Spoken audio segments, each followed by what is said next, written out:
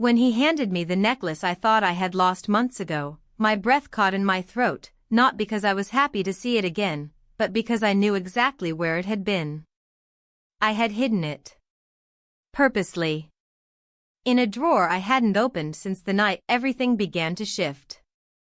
The same night he went to bed early, and I stayed in the living room longer than I should have. The chain shimmered slightly under the hallway light, delicate and innocent looking, as if it hadn't been a silent witness to something I still can't believe happened. I looked up at him, forcing a smile, pretending I had no idea how it had ended up in his hands again. He said he found it tucked beneath the couch cushions while vacuuming, his tone casual, eyes unknowing, or pretending to be. My heart pounded hard against my ribs, not from fear of confrontation, but from the terrifying possibility that the past I've kept buried might begin to resurface. I told him thank you, barely trusting my own voice, and excused myself to the bathroom. I locked the door behind me and stared into the mirror. My reflection stared back, calm on the outside, but inside I was spiraling. That necklace should have never resurfaced. Not now. Not after everything I've tried to suppress. Because the truth is, what happened wasn't a single night of weakness. It was a gradual fall, quiet and corrosive, built over days and glances and silences too heavy to ignore. And now, with that necklace back in my hands, I can feel the weight of it all pressing into my chest. Before I tell you the full story, before I share the secret I swore I would take to my grave, tell me, have you ever hidden something so deeply you almost convinced yourself it never happened? Tell me in the comments below where you're watching from, and whether you've ever lived with a truth you could never speak aloud. Because 3 months ago, I crossed a line I never thought I'd approach. Let me explain how it started. It started subtly, as most things like this do. There wasn't some cinematic, ground-shaking moment that threw me into chaos. It was a slow, silent realization that arrived like fog, gradual, dense, and impossible to shake once it settled. I had been folding laundry in the spare room when I heard his laughter from downstairs. It was light, careless, young. Not the kind of sound that belonged in a house like ours, where the walls were thick with routine and the floors creaked beneath predictability.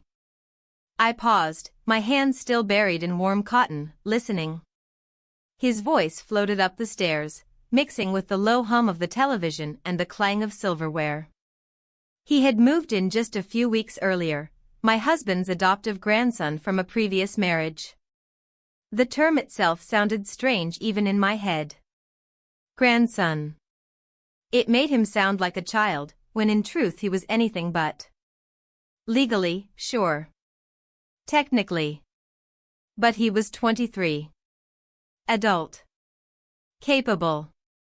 With the kind of presence that couldn't be ignored, no matter how hard I tried. I remember walking down the stairs and finding him sprawled across the living room floor, trying to fix the old stereo. His shirt clung to his back in the heat, and he glanced up just as I entered the room. His eyes met mine, not fleetingly, not out of politeness, but fully. It was the kind of gaze that pauses time, even if only for a second. I felt it somewhere between my stomach and my spine. Found your CD collection, he said, lifting a dusty case from beneath the cabinet. Didn't know you were into jazz. My husband was in the garden, thankfully. I managed a casual smile, though my palms suddenly felt damp. Used to be, I replied. A long time ago. He nodded. Well, some of these are kind of amazing. You've got good taste. He didn't mean anything by it. Not really. And yet, as he turned back to the stereo, I felt something shift. Something inside me reawakened that I hadn't realized was asleep. That night, as I got ready for bed, I spent a little more time in front of the mirror. I moisturized my neck and chest, something I hadn't bothered with in weeks. I changed into a silk nightgown instead of my usual cotton. My husband didn't notice. He mumbled a good night and rolled over, already half asleep. And I laid beside him, wide awake, staring at the ceiling, wondering what the hell was wrong with me. The next morning, I found myself checking the mirror again before going downstairs. I ran a brush through my hair, added a touch of lipstick. It was barely noticeable, but I noticed it. He did too. When I walked into the kitchen, he glanced up from his cereal, paused for a beat longer than usual, and smiled. "Morning," he said. "Morning." It was all so small. So ordinary. Yet everything felt electric. Every word, every glance, every silence between us seemed to hum with something unspoken. And I hated it. I wanted it to stop. But I didn't avoid him. That's the part that's hardest to admit. I didn't pull away. I lingered. In hallways. In shared glances. I chose to sit across from him at dinner, just to observe. Just to feel seen again. One afternoon, I was putting away some towels in the upstairs hall closet when he stepped out of the bathroom in just a towel. Steam clung to his skin, his hair wet, his eyes relaxed and unaware. I froze, heart hammering in my chest, towel in hand. "Sorry," he said, stepping aside quickly. "Didn't know you were right there." I nodded, unable to speak, and rushed down the hallway before I could embarrass myself. My face was on fire. My thoughts scattered. I shut the door behind me and leaned against it, breathless. And angry. Angry at myself for reacting. Angry at the heat spreading across my skin. Angry that, for the first time in years, I felt something. I didn't tell anyone. Of course I didn't. Who would I tell? My husband? My friends? They wouldn't understand. They'd look at me like I was insane.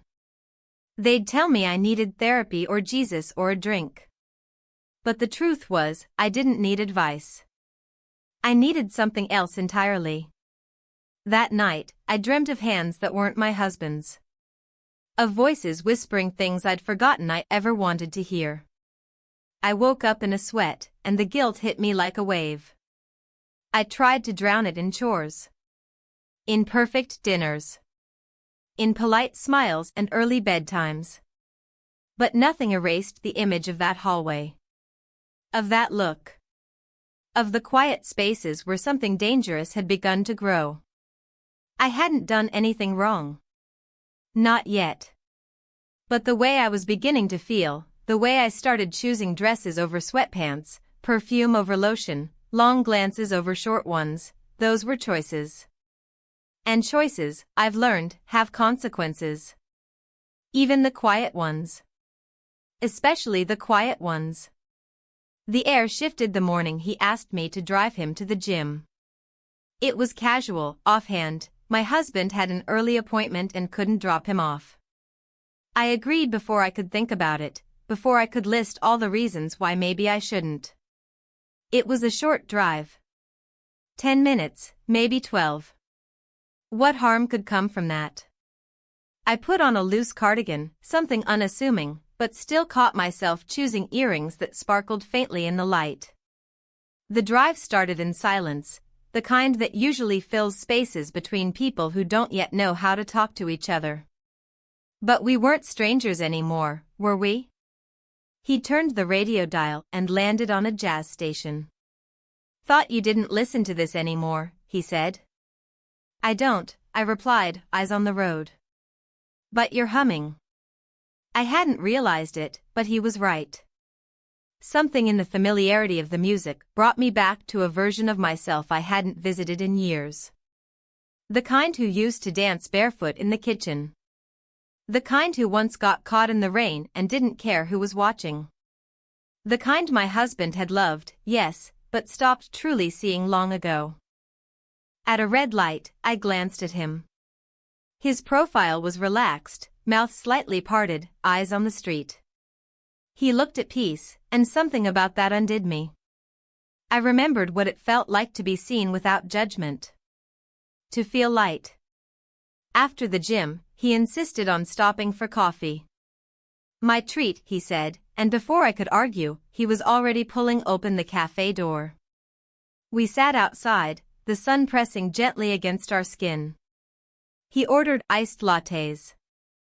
I hadn't had one in years. I took a sip and laughed, genuinely laughed, at how much I had missed the bitterness, the cold. His eyes lit up at the sound, like it meant something. You should laugh more often, he said. That stayed with me. Back home, I busied myself with small chores. The dishwasher. The plants. Folding towels that didn't need folding. I thought it would distract me, but my mind kept circling back to that cafe table. To his smile. To the ease in my own skin I hadn't felt in ages. That evening, I heard him playing music through the speaker in the living room. Jazz again. Not one of the popular pieces, one of the deep cuts. A song I hadn't heard since college. I stood at the top of the stairs, unseen, listening. My fingers tightened on the banister. He couldn't have known that song meant anything to me. He couldn't have. But it played, and I listened, and I didn't stop him. The next day, he helped me carry bags in from the car. It was just a few groceries, but he insisted. As he handed me the last one, his fingers brushed mine. It was brief. Barely there. But enough to change the temperature of the moment. And then it happened. We kissed. I don't know who leaned in first. I don't know if it was planned or spontaneous or just something that had been building for too long. All I remember is the warmth. The surprise. The silence that followed. He pulled back first. His face unreadable. I turned away, my hands shaking, my heart louder than it had any right to be. I muttered something, maybe I need to go, maybe nothing at all, and disappeared up the stairs. In my bedroom, I stood in front of the mirror again. But this time, I wasn't trying to see beauty or flaws.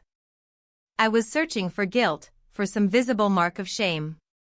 But all I saw was a woman who had done something she never imagined she could. And somewhere deep inside, beneath the panic and disbelief, a part of me wasn't sorry. That night, I couldn't sleep. I lay next to my husband, our backs turned to each other, as usual. His breathing was slow and steady. Peaceful. He hadn't noticed the way I stared into the dark. Hadn't noticed the stiff line of my body or the cold stillness between us. I wondered what he would say if he knew. If he would be angry. Or just disappointed. Or worse, if he wouldn't be surprised at all. The next morning, I avoided the kitchen.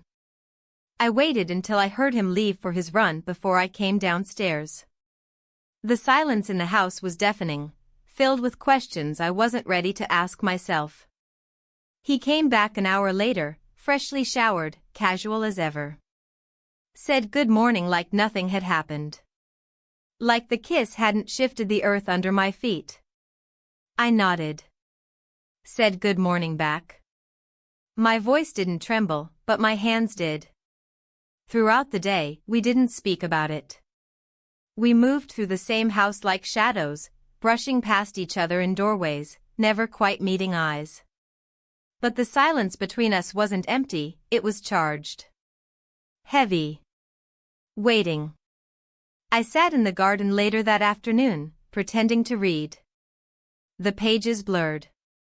The words meant nothing. My mind played the moment again and again, trying to make sense of it, trying to decide what it meant.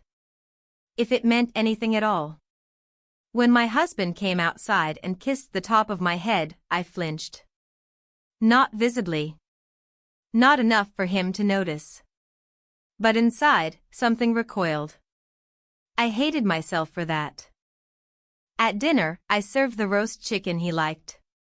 He complimented it. I smiled. I think I even said thank you. But my mind was elsewhere, stuck in that split-second decision that had changed everything. That night, I threw out the lipstick I had started using again. I tossed it into the bin like it was poison. Like erasing the color from my lips could somehow erase the memory. It didn't. And yet, I didn't cry. Not once. Because what scared me most wasn't the kiss. Wasn't the risk. Wasn't even the betrayal. What scared me most was how alive I had felt. The days that followed were filled with attempts to return to normal, as if the word itself could still hold meaning after what had happened. I threw myself into routine with an almost frantic determination, polishing the silverware even though no one had touched it in months, reorganizing cabinets I never opened, and watering plants that barely needed care. Every task became a shield, a wall between me and the thing I was terrified to confront. He, on the other hand, seemed unchanged. Or maybe he was simply better at hiding it. He greeted me politely in the mornings, just like before. He ate breakfast at the same spot, elbows on the table, spoon clinking gently against the bowl. He even offered to take out the trash on Thursday, like he always did. And yet, something was undeniably different. Not in what he did, but in the space between us. It hummed now, charged with the memory of that kiss. I avoided being alone in the same room with him. If he entered the kitchen, I found a reason to leave. If I heard the bathroom door open, I waited until I was sure he'd gone back to his room before stepping into the hallway. These precautions were not born out of shame, exactly, but out of fear of not trusting myself again, of how easy it had been to lose control the first time. One afternoon, I almost slipped. I had been folding sheets in the laundry room when he appeared in the doorway, asking if I had seen his keys. I felt the weight of his eyes as I pointed toward the front table, our hands narrowly missing as he reached past me. The heat from that narrow space between us felt unbearable. I held my breath until he left the room. That night, I suggested to my husband that we take a short trip, just the two of us. A weekend getaway. He raised an eyebrow at the sudden proposal, but seemed pleased. We hadn't done anything spontaneous in years. I thought maybe if we could reconnect, if I could remind myself what used to draw me to him, I could make all of this go away. Patch the cracks before they grew deeper. He liked the idea. Said it would be nice to escape the house for a bit. The house, our quiet accomplice in this silent unraveling. I didn't tell him that part. The next day, I tried on dresses. Not for him, but for me. I stood in front of the mirror, holding fabrics against my skin, trying to remember what it felt like to be a woman preparing to be desired. And yet, none of the dresses felt right. Too formal. Too young. Too obvious. I ended up choosing something modest. Safe. Later, I found myself walking past his room. The door was half open. I told myself I wasn't going to look in, but I did. Just a glance. Just a moment. The space was neat, lived in. A hoodie draped over the chair. A notebook on the bed. The small signs of presence. I stepped back before I could take a second look. My husband called out from downstairs, asking if I wanted to go for a walk. I agreed, grateful for the distraction. We walked through the neighborhood like we used to years ago, saying little but comfortable in the silence. The sun was setting, casting long shadows across the sidewalk. He reached for my hand, and I let him hold it. It felt warm. Familiar. Steady. I wanted it to be enough.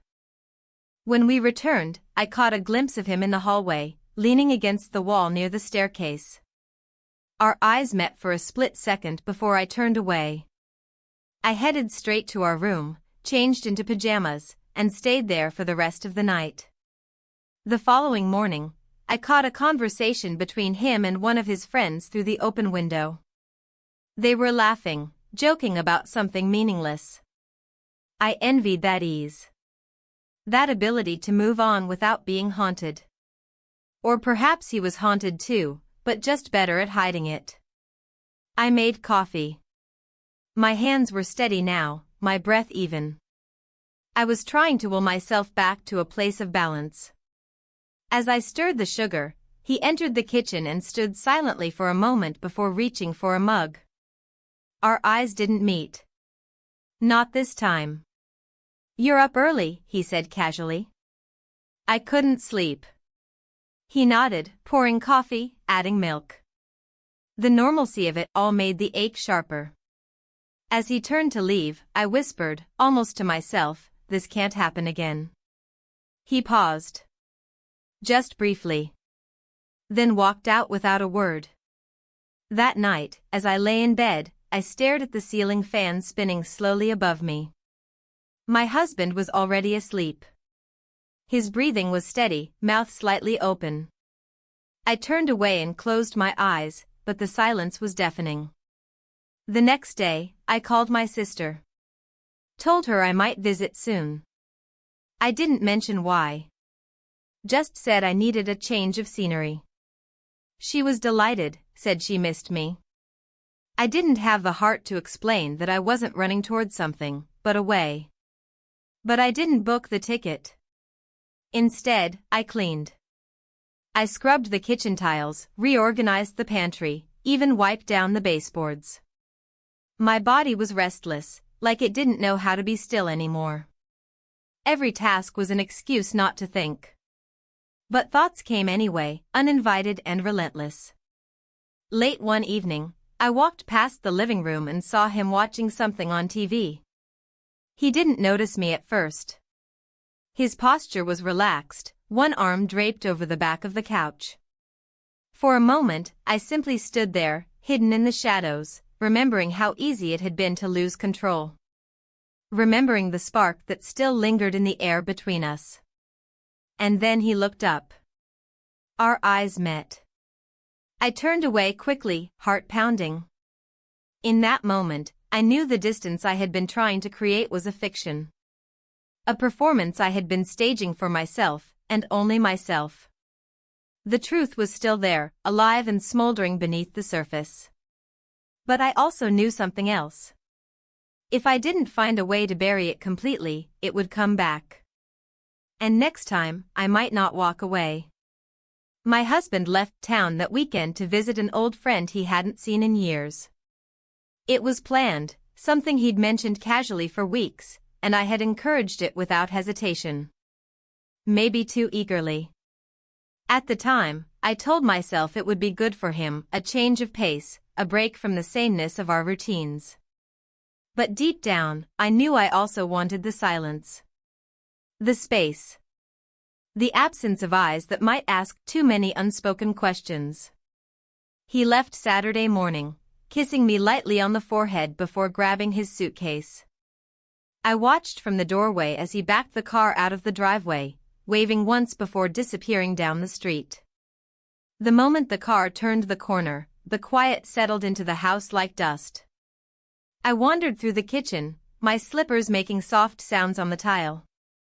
The sunlight was pouring in through the back windows, warm and golden, catching on the edges of the cabinets and stretching in long strips across the floor. The scent of coffee lingered in the air, faint and familiar. Everything looked normal. But it didn't feel normal. He came down late that morning, hair still damp from the shower, dressed in a casual sweatshirt and jeans. His expression was unreadable.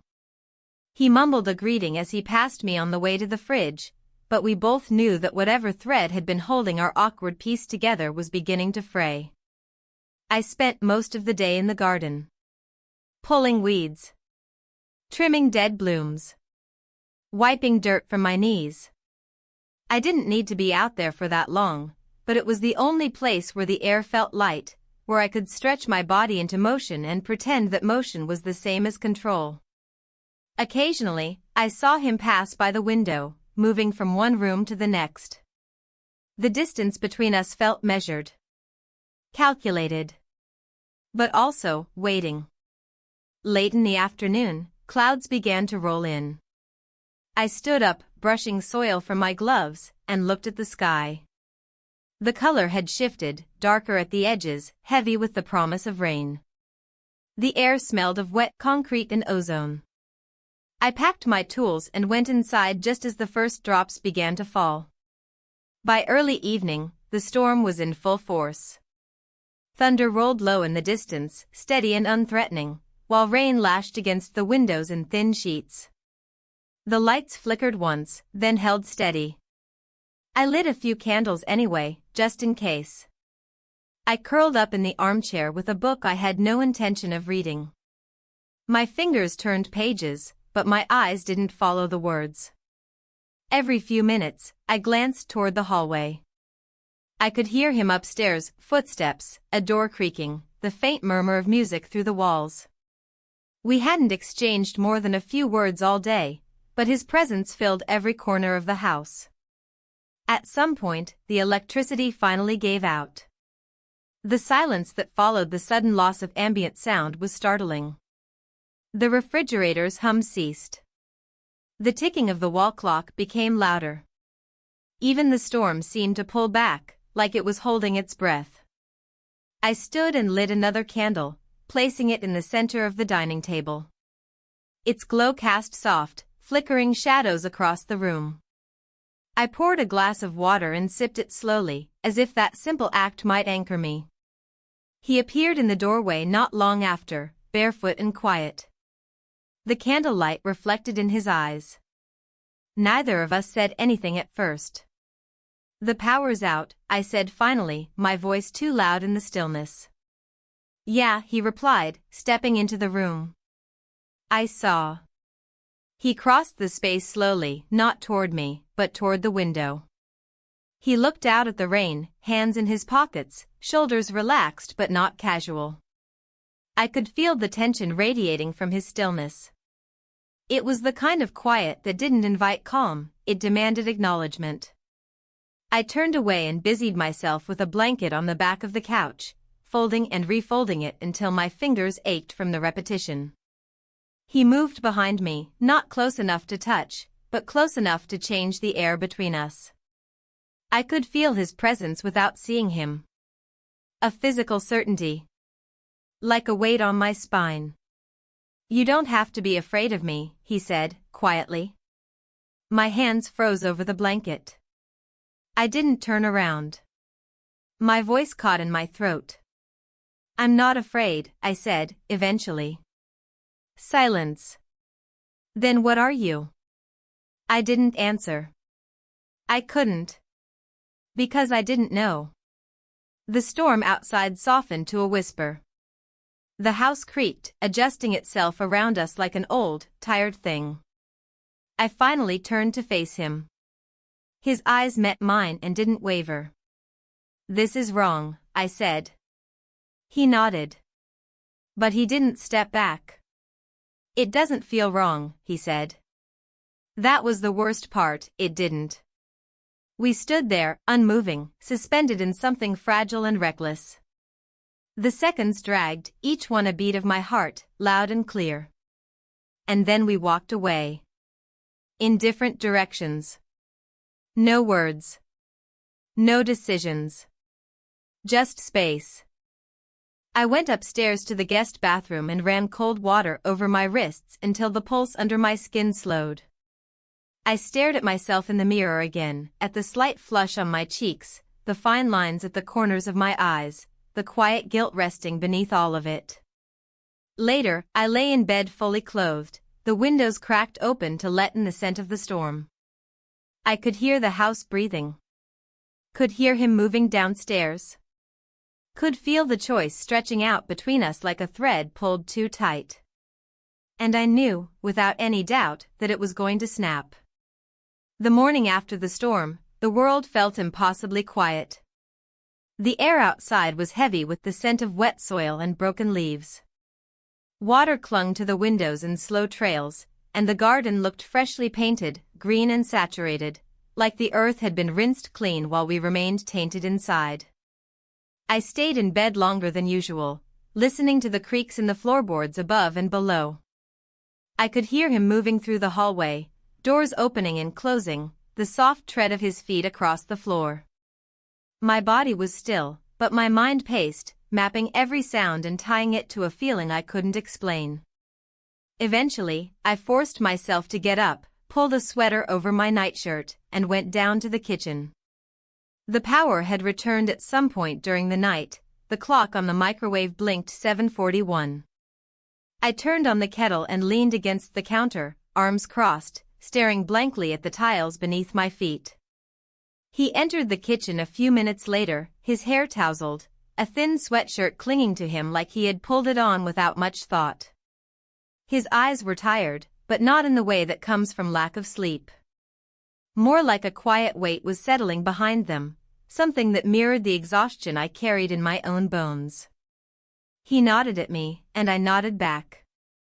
We moved around each other like dancers in a familiar choreography, reaching for the sugar jar, the coffee mugs, the fridge door, each motion careful, deliberate, wordless.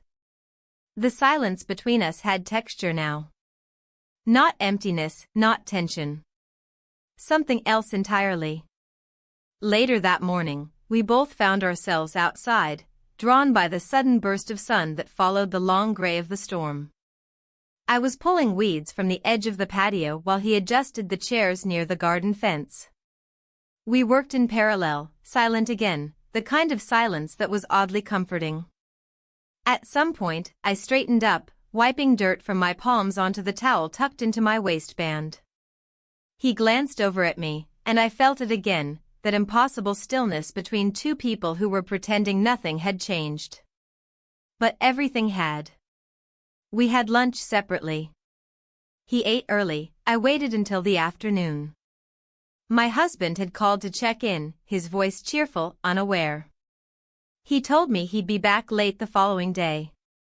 I nodded through the phone, answering with the same warmth I'd used for years, the one that required no effort but felt hollow now. That evening, I found him in the living room, sitting on the floor with a small stack of records spread out beside him. He was trying to get the old player to work again, fiddling with the wires and the turntable with focused determination. The room was dim, lit only by the orange glow of the setting sun. I stood at the doorway for a moment, watching him.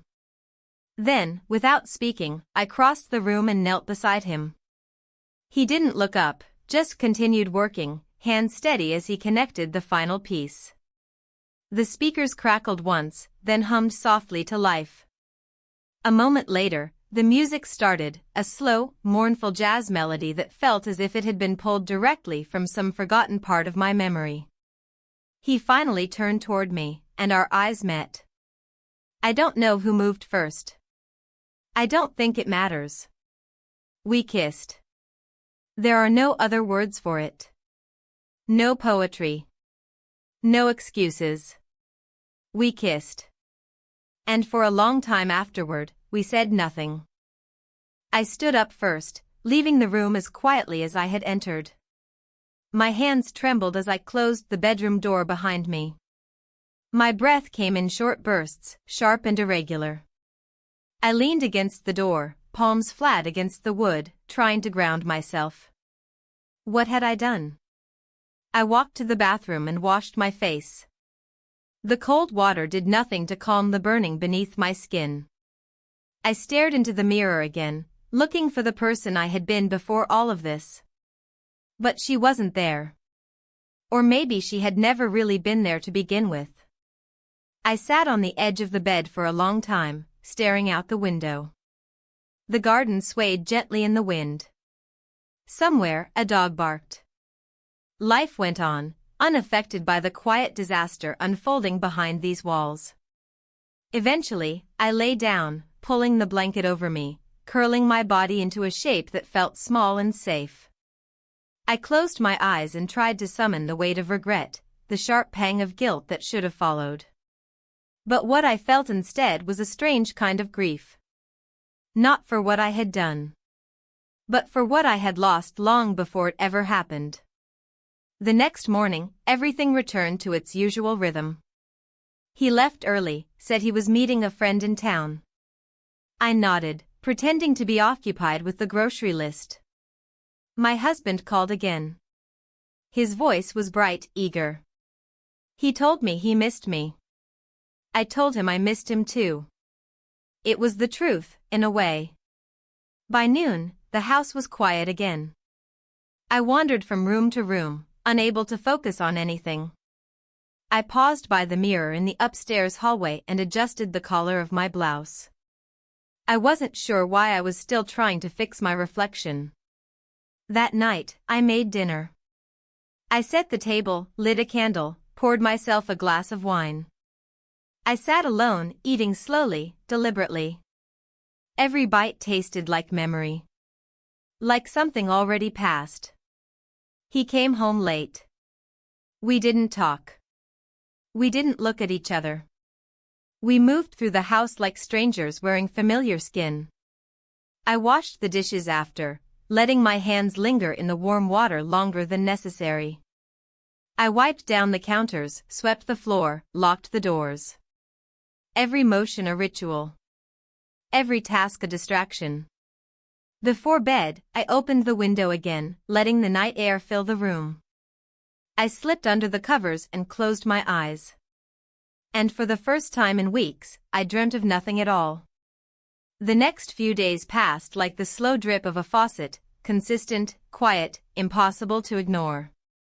My husband returned from his trip on a Thursday afternoon, suitcase in hand, smile on his face, unaware of the heaviness that clung to the house like humidity after rain. I greeted him at the door, folded into a half-hearted hug, and tried to match the brightness in his voice with something that sounded like affection. He talked about the drive, the weather, the food his friend's wife had made. I nodded in the right places, offered polite questions, and kept my eyes on the hallway behind him, where footsteps hadn't yet returned. He didn't seem to notice. He was happy to be home, and for a brief moment, I wanted to be happy too. Dinner that evening was like most others, roasted vegetables, quiet conversation, the clinking of silverware against porcelain. I watched his hands as he spoke, the same hands I'd held for decades, now softer with age. He reached for his glass of wine and smiled at something I said. I couldn't even remember what it was. His smile felt like a memory I couldn't quite reach. Later, we sat on the couch together. He leaned back, legs stretched out, flipping through a magazine he'd brought from the trip. I watched the flicker of the television more than the screen itself. My body was present, but my mind wandered, to places I didn't invite, to images I didn't try to suppress anymore. That night, as we lay in bed, he turned toward me and rested a hand lightly on my arm. A gesture that once might have meant comfort now made my skin tighten involuntarily. I told myself not to move. I told myself to stay still. But something in me recoiled, just slightly, just enough. He asked if I was okay. I nodded. Just tired, I said. He kissed my shoulder and turned back over. I stared at the ceiling until morning. The following day, I busied myself with the garden again. Weeds had returned faster than expected, as they always did. The earth was still damp beneath my knees, and the sun warmed my back in a way that reminded me of younger years. I lost track of time, hands in the dirt, until a familiar shadow stretched across the grass behind me. I looked up. He was there. Standing silently near the fence, arms crossed, expression unreadable. My husband had left to run errands an hour earlier. I hadn't expected to see him. He hadn't said a word to me since that evening. Not directly. Not more than passing pleasantries. I stood slowly, brushing my palms on the towel tucked into my waistband. We didn't speak. The silence returned, dense and unfinished. I could feel the weight of everything we hadn't said pressing between us. He stepped forward, but only once. Just enough to shorten the distance, not enough to invade it. "I'm sorry," he said. The words dropped like stones. I didn't know what he was apologizing for, what part of this deserved the blame. The moment? The feeling? The silence that followed it? I didn't answer. I didn't know how. He turned and walked back toward the house, leaving me rooted to the spot like one of the garden statues, silent, still, and surrounded by overgrowth. That evening, my husband suggested we plan a trip. A short one, somewhere near the coast, just the two of us. He said we could use the time away. That we'd been too quiet lately, too stuck in the rhythm of days that all looked the same. I told him I'd think about it. He smiled, pleased even with that. He poured more wine, asked me what I'd like for breakfast the next morning. I told him anything would be fine. After dinner, I went upstairs before him. I stood at the window in our bedroom and looked out at the fading light. The yard below was empty. The chairs still sat near the fence, untouched since the last time we had spoken in that space. The next morning, I woke early. The house was still. My husband was in the kitchen, humming faintly as he prepared toast and eggs. I moved through the motions, washed my face, brushed my hair, dressed in something soft and neutral. I applied a touch of lip balm, not color, just comfort. I joined him at the table, smiled when he asked how I slept. I said it was fine. We talked about groceries. He asked if I needed anything from the pharmacy. I shook my head. It was all so normal, so relentlessly safe. Later that afternoon, I went into town alone. I said I needed to pick up some paint samples for the spare room. He offered to come, but I declined. He didn't press. I parked near the hardware store and walked slowly through the aisles, picking up samples I didn't need. Pale green. Dusty rose. Warm ivory. I stuffed them into my bag without looking. I stopped by a cafe before heading home, ordered a tea I didn't want, and sat near the window. My fingers curled around the cup, heat rising into my palms, grounding me. Outside, people passed by, young couples, older women with shopping bags, teenagers laughing too loud. Life moved on, oblivious to the storm inside me. I envied them, their simplicity, their direction. Their absence of complication.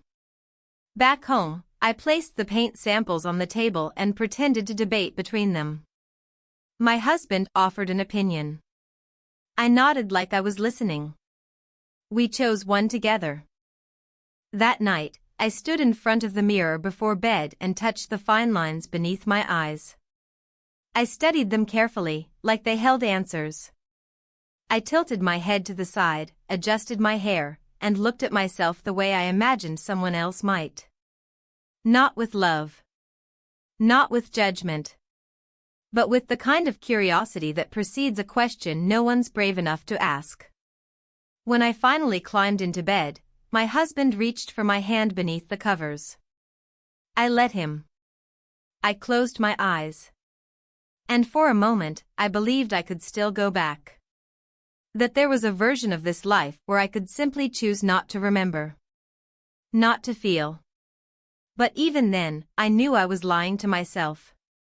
Because once something shifts inside you, truly shifts, it doesn't go back. It waits. Quietly. Until it becomes impossible to ignore. The sky was already beginning to dim when my husband left for his conference. He'd packed lightly, just a small overnight bag and his tablet, and kissed my cheek with a familiarity that was both comforting and distant. He'd be back the next evening. It was a short trip, routine, nothing out of the ordinary. I watched from the porch as his car disappeared down the street, the sound of the engine fading into the early evening stillness. The house felt different without him. It always did. Not emptier, not colder, just quieter. The kind of quiet that amplifies every creak of the floorboard, every ticking second on the clock. I made tea I didn't want and walked through the rooms as if checking for something out of place. Everything was where it should be, and yet nothing felt right. He came downstairs around 7, dressed casually, his phone in hand. I hadn't heard him most of the afternoon, just the faint sound of music through the ceiling, the occasional footstep overhead. Now, as he stood in the hallway, I realized I didn't know what to say. We had existed in the same space for days, orbiting each other with the precision of people trying not to collide. "I ordered food," he said. His voice was even, quiet. "Didn't think you'd want to cook." I nodded. "Thank you." We sat in the dining room while the rain tapped lightly against the windows. The food arrived quickly. He opened the containers, set them out between us, and poured water into 2 mismatched glasses. We ate mostly in silence. The only sound was the clink of utensils and the hum of the refrigerator. Halfway through the meal, I looked up. He was already watching me. "What?" I asked. He shook his head. "Nothing." But it wasn't nothing. I felt it in the space between us. In the way his eyes held mine just a second too long, like he was waiting for something neither of us could name. After dinner, I cleared the table while he packed away the leftovers. It was strange how normal it all felt. How easy it was to slip back into the rhythm of shared chores, shared space. And yet, beneath it all, the air vibrated with the weight of unspoken things. The storm rolled in around 9. I had been sitting by the window, book in my lap, when the first low rumble shook the glass panes. He stepped into the room just as the lights flickered, then dimmed completely. Darkness fell over the house like a curtain. "Power's out again," he said. I lit the candles quickly, one in the kitchen, one in the hallway, one on the coffee table in the living room. Their warm, flickering glow painted the walls in soft gold, casting long shadows that moved with every breath of wind outside. He joined me on the couch without a word, sitting at the far end. The space between us was wide but not empty. It held everything: questions, memories, hesitation. I didn't look at him. I couldn't. I kept my eyes on the flame in front of me, watching it dance with quiet intensity. For a long time, we said nothing. Then, finally, he spoke. "We're pretending it didn't happen."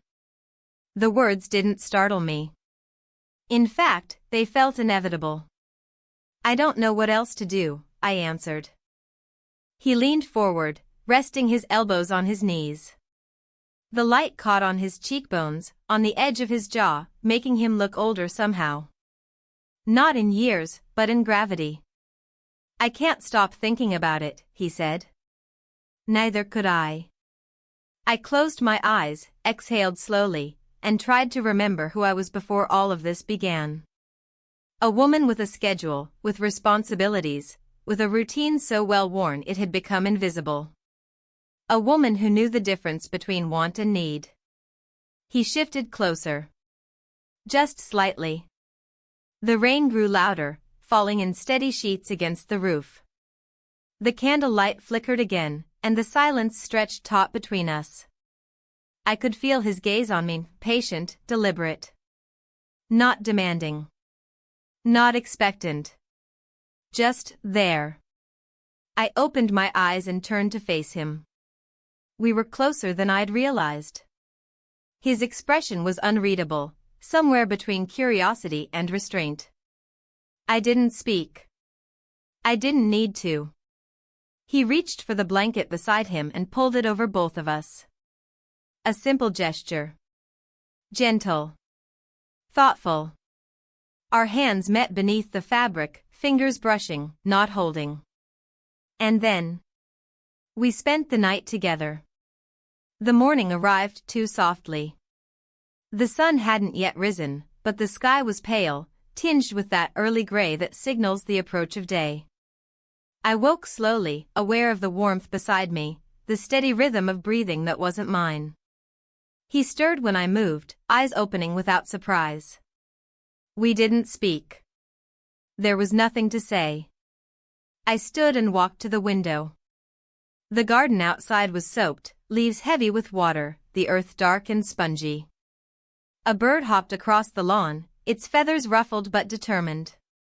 Behind me, he sat up, pulling the blanket tighter around his shoulders. I could hear the creak of the couch beneath his weight, the small sounds of him returning to himself. "I should go upstairs," he said quietly. I nodded. And he did. I made coffee shortly after, the familiar routine grounding me in its simplicity. The machine hummed.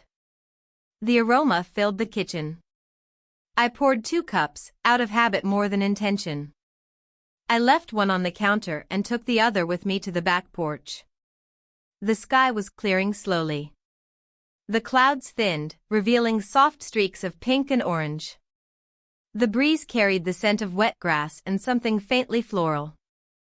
I sipped my coffee and stared at the sky, wondering what would happen now. Wondering what parts of myself I had just rewritten. Wondering if there was still time to go back, or if I even wanted to. Inside, the house remained quiet. But everything had changed. The hours that followed were defined by their quiet. It wasn't the same quiet I'd known before, the kind that came with routine and predictability. This was a different silence. Heavier. Charged. Like the moments right after an earthquake, where nothing visibly moves but the air itself feels unsettled. He avoided the kitchen that morning, and I didn't blame him. I prepared breakfast slowly, hands moving out of habit rather than hunger. My husband would be back in the evening, and I felt the weight of that knowledge sitting heavily in my chest. The clock seemed louder than usual. Each tick marked another second closer to a return I wasn't ready for.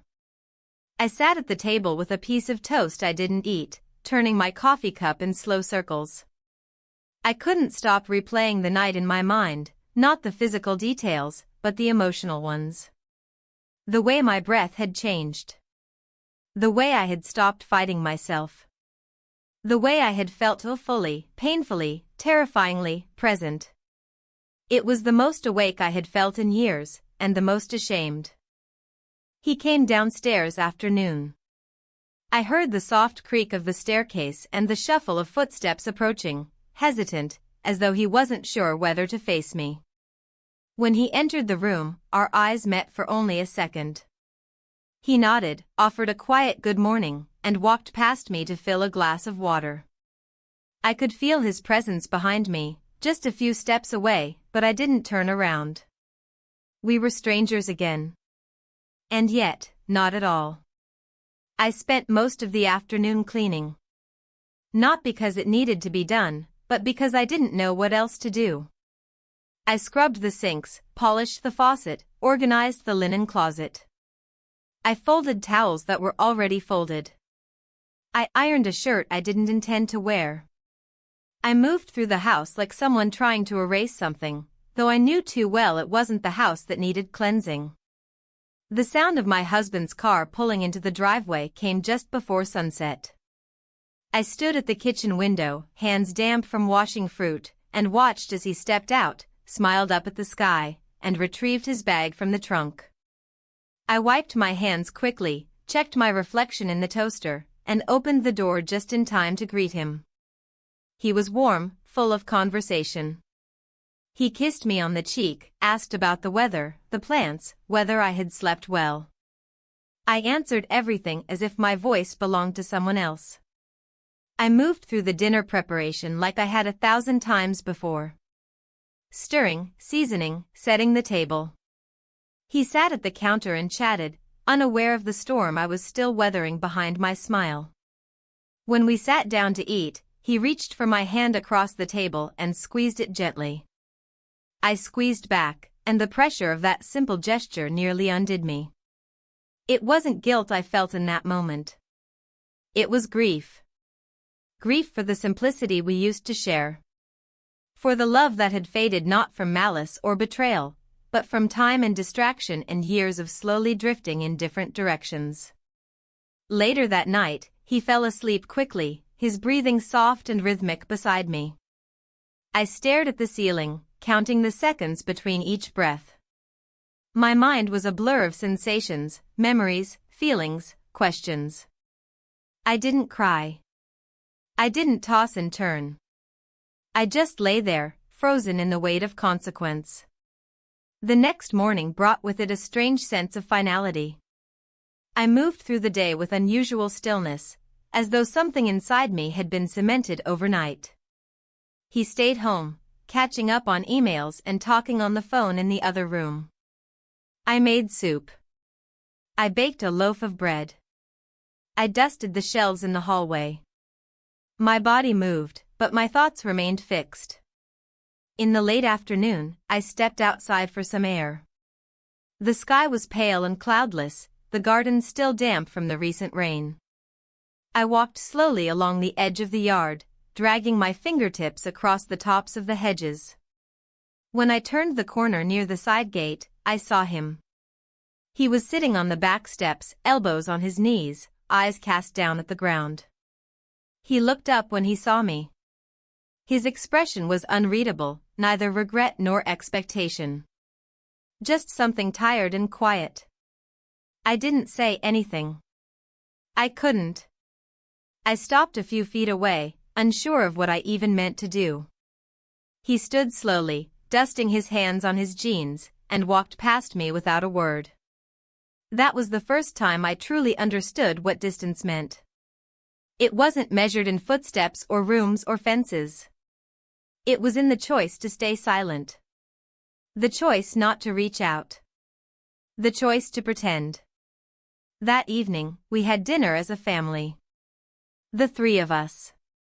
It hadn't happened in weeks. My husband had suggested it, something casual, something simple. I agreed. I made pasta. He poured wine. We all sat at the table, 3 bodies, 3 stories, 3 truths never spoken aloud. They talked. Mostly about the conference, about the weather in the city, about a podcast he had discovered on the drive. I contributed where I could, smiled when expected. But my thoughts felt miles away, lost in the echo of choices I hadn't meant to make. After the meal, I washed the dishes while they talked in the living room. Their voices blended into the background, indistinct and low. I let the water run too long, watching the soap swirl in circles before slipping down the drain. The sponge in my hand was damp, the plate warm from rinse water.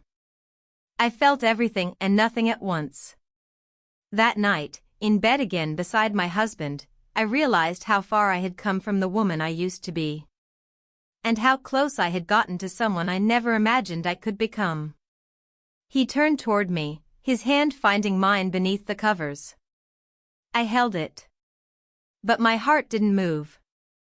The next few days returned to something resembling normal, but it was a version of normal that felt hollow, like an echo of a life I used to recognize. I performed all my usual routines, made breakfast, folded laundry, tended to the plants near the kitchen window. But none of it touched me. It was as though I were moving through my life from behind a sheet of glass, watching myself participate but never fully feeling present. He kept his distance. Not obviously. Not with rudeness or avoidance. But he no longer lingered in rooms when I entered. He no longer made small comments at dinner or offered to help carry things. The quiet understanding between us had become a quiet retreat. And I couldn't decide whether to feel relief or grief. My husband, unaware of the shifting landscape beneath his feet, began planning a weekend trip for the 2 of us. He talked about coastal cabins and fresh air and seafood restaurants that had been recommended by friends. I listened, nodded, smiled. Agreed to look at options. I even circled a few dates on the calendar, just to make it look like I meant it. But something inside me stayed unmoved. I wasn't resisting out of guilt. Not exactly. It was something deeper. I felt like a person standing on the shore, watching the tide pull away, knowing it might never come back the same way again. One afternoon, I caught a glimpse of him in the garden, bent over the flower beds with a hose in hand. His back was to me. I stood at the window for too long, watching the ease in his shoulders, the way the sunlight brushed across the side of his neck.